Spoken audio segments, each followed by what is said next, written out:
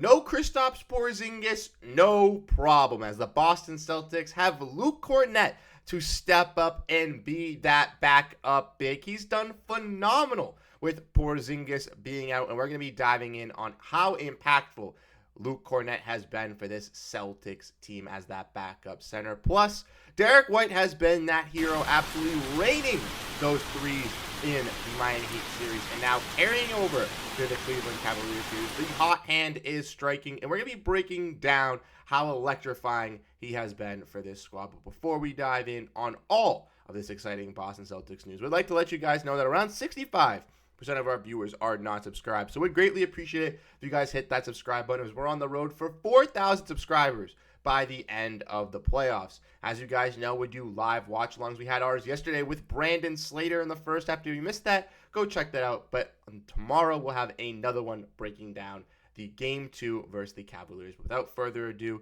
let's dive into the topic at hand. Make sure to grab a snack, as it's going to be a jam-packed episode. And the first topic at hand that we're going to be diving in and breaking down is Luke Kornet stepping up for this Boston Celtics squad. Now, Luke Kornet, unfortunately, had an injury for the first two games, was unable to play.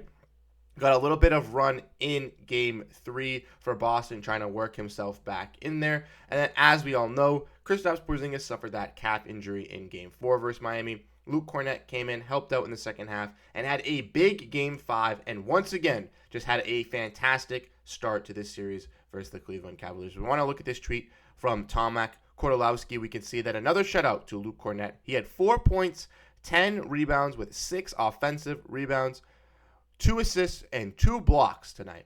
Once again, stepping up big time with Kristaps Porzingis out, and he really is the perfect emergency backup big for this Boston Celtics team. And I couldn't agree more with Tomac. He is absolutely fantastic. He has been so great on the defensive side, and his size really comes into play with Kristaps Porzingis. Obviously, Luke Kornet being very tall, very lanky, has that similar build to a guy like Kristaps Porzingis, so he can be used in similar scenarios, similar game plans, similar schemes, and it has been working for the big man. If we want to look at the playoff stats for this playoff series, we can see that he's averaging 12 minutes, but scoring around 2.5 points, averaging 5.5 total rebounds with 1 assist and 0.8 blocks. Almost a block a game with 5.5 rebounds, only playing 12 minutes a game. You have to give Luke the credit he deserves, because he's been balling out. And let's not forget that our boy Luke Kornet, looking at this tweet from Bobby Manning,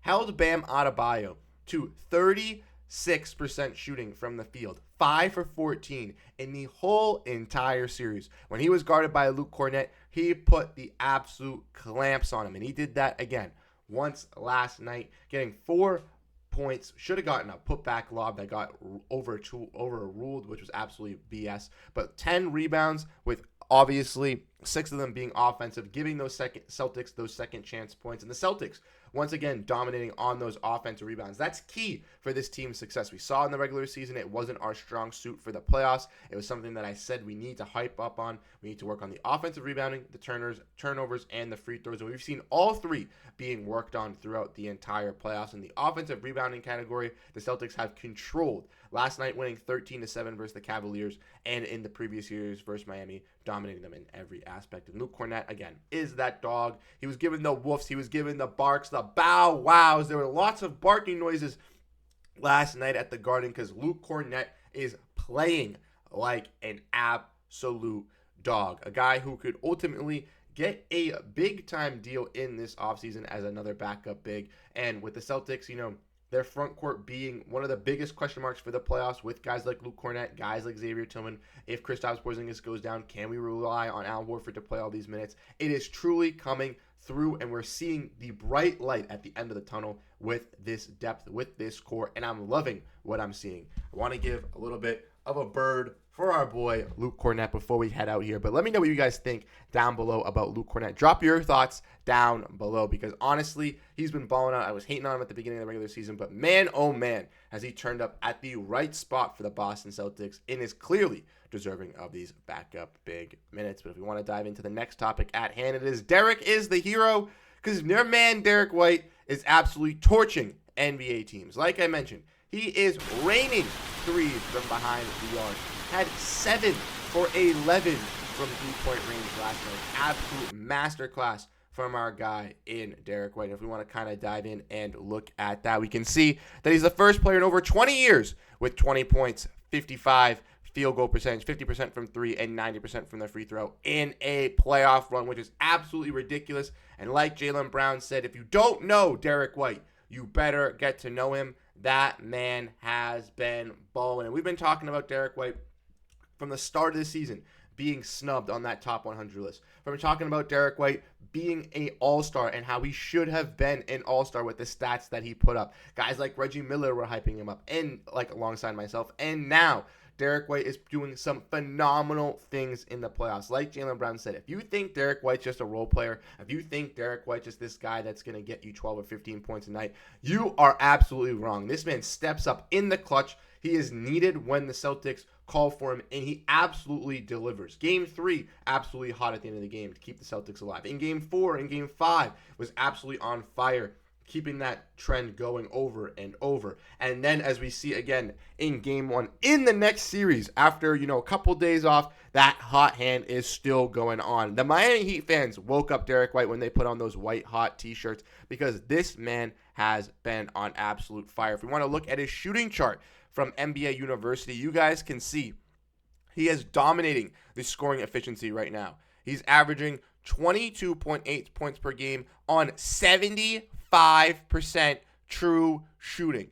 That is absolutely ridiculous. 3 for 3 from the corner on the right, 2 for 4 from the other corner, 12 for 45 from the top of the key, 50% from the mid-range, 8 for 13 from right around the free throw, and 11 for 12 underneath the basket. This man cannot miss any opportunity that you're giving him. And we saw him get in those tough shots in practice on Twitter, all that stuff. If you guys don't follow us on Twitter, check us out over there. But he has been absolutely on fire hitting these tough shots for the Boston Celtics and really been this unsung hero for this team offensively. I'm really liking what I see out of Derrick White. I still think he can continue this. And for the Boston Celtics, this playoff run is definitely showing off Derrick White a little bit more, which isn't great for the fans if they want to keep him up long term. But man, oh man, is he showing out, pulling off all the big things. Everybody, hating on Jayson Tatum, hating on some of the other players not stepping up. Be proud that Derrick White is doing this and helping out this team, because if Jayson Tatum was doing and scoring like Derrick White was, we would be even doing more crazy things. So once again, give Derrick White his praise. He's been absolutely balling out for this Boston Celtics team, scoring, doing uncharacteristic things, bringing crazy averages, like we said. First player in over 20 years with 20 points per game, shooting 55% from the field, 50% from three, and 90% from free throw in the playoffs. Absolutely ridiculous from our boy Derrick White. And the last thing that we're going to get into is the comment of the day. Let us know your thoughts down below in the comment section so you could be picked for comment of the day. What do you think about Derrick White's absolute baller playoffs? What do you think about Luke Kornet truly stepping up? But we got a comment from our guy, Max Clayton, saying he'd bring back Kristaps Porzingis on a minute restriction for Game 4 or Game 5. They're going to bring him back before the conference finals. Also, isn't that odd they didn't give Grant Williams a video? Is that a prediction that he's going to be back one day? So to answer your second part of the question, I do not believe that Grant Williams will be back one day. I truly think that they just didn't give him a tribute video because Robert Williams didn't ask for one, and they, felt that Grant Williams was in the same aspect of Robert Williams for this team, brought the same kind of energy, same kind of culture. So if he didn't want one, if he didn't deserve one, they felt the other way. But talking about Kristaps Porzingis with that minute restriction, that was something that I saw in the comments, and I brought my eye, because that's something that I really would like. If they are going to bring him back, have him be on a little bit of a minute restriction, have him get comfortable in those games so he doesn't re-aggravate it, retweak it, go too hard in a game scenario and injure himself. But as we want to look at from today, we can look, put this out on the community page, but Kristaps Porzingis is here and appears to be walking normally, getting up shots in practice, which is absolutely huge for this Boston Celtics team, ladies and gentlemen. Only 8 days ago did he tweak this, calf injury, and he's already back on the court, already working in the gym, already getting shots up. This is absolutely phenomenal compared to what happened to Giannis Antetokounmpo, as he suffered a similar injury and felt like he couldn't come back to NBA basketball after sitting out for 3 weeks. So seeing Kristaps Porzingis do this in around a week is absolutely fantastic. He said he wants to come back at historic rate, and we very may well see that. Like I mentioned, I want to say shout out to you guys for tuning into the video. If you guys enjoyed the Celtics content over here, check out the videos up top, hit the like and subscribe button so you guys can stay up to date on daily Boston Celtics content and coverage. Like I mentioned, we have live watch-alongs. We'll have another one tomorrow when the Celtics take on the Cleveland Cavaliers in Game 2. Come join us for that. It should be an absolutely fantastic one. In this video, we broke down Luke Kornet really stepping up, being that key defensive piece, how he could possibly get a bag in the offseason, and also broke how Derrick White is that unsung hero for the Celtics, coming up clutch in these playoffs, keeping that hot hand, and of course, I'm Bruce Veliz. I appreciate you all so much for tuning into this episode of Celtics Digest. I'll catch you guys in the next video, and let's go, Boston Celtics. Peace out, everybody.